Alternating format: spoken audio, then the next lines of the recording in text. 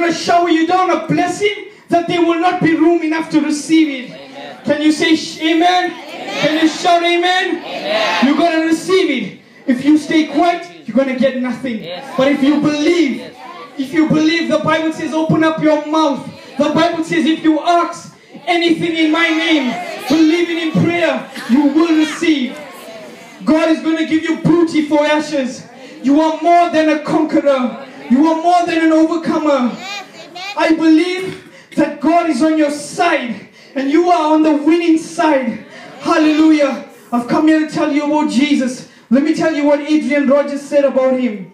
About amongst the millions and the billions of people that walk the face of the earth, there is one who stands head and shoulders above all the others, and his name is Jesus. More attention has been given to him. More devotion has been given to him. More criticism, more adoration, more opposition has been given to this one person than all of the others. Every recorded word that he has said has been more sifted, analyzed, scrutinized, debated. Every word than all of the historians and all of the philosophers and all the scientists put together.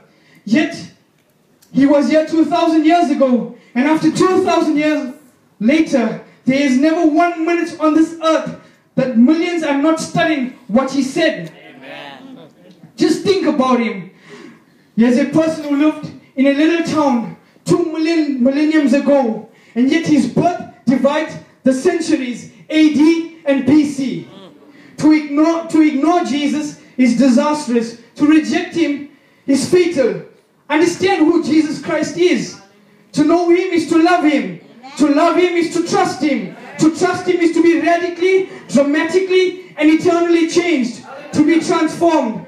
I'm talking about who Jesus. Human speech is too limited to describe him. The human mind too small to comprehend him. And the human heart can never really completely, totally absorb who Jesus Christ is. He never wrote a book that we could be filled. He never wrote a book.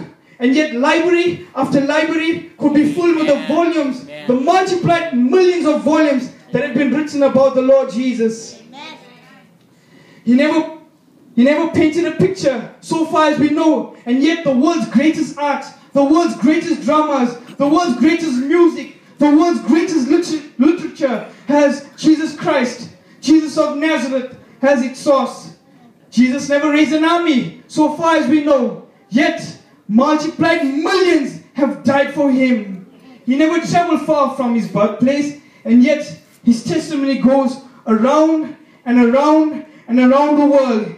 He only had a handful of followers that followed him there in his ministry, and yet today over 30% of the world's population names his name. Can you give him a hand of praise?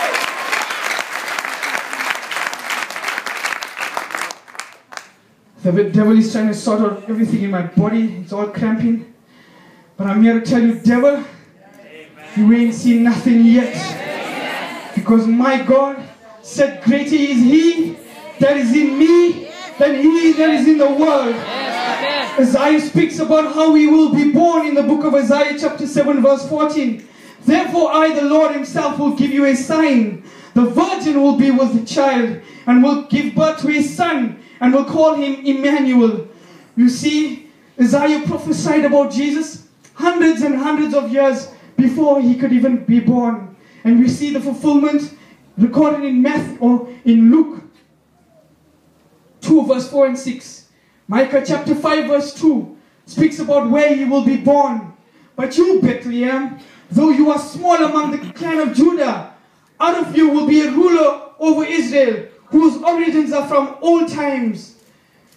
There's so many prophecies about Jesus, and I'm not going to get into that because of time. Another great scholar wrote this about Jesus, and listen to it. He was the meekest and the lowliest of all the sons of men. Yet he spoke of the coming on the clouds of heaven with the glory of God. He was so austere that evil spirits and demons cried out in terror at his coming.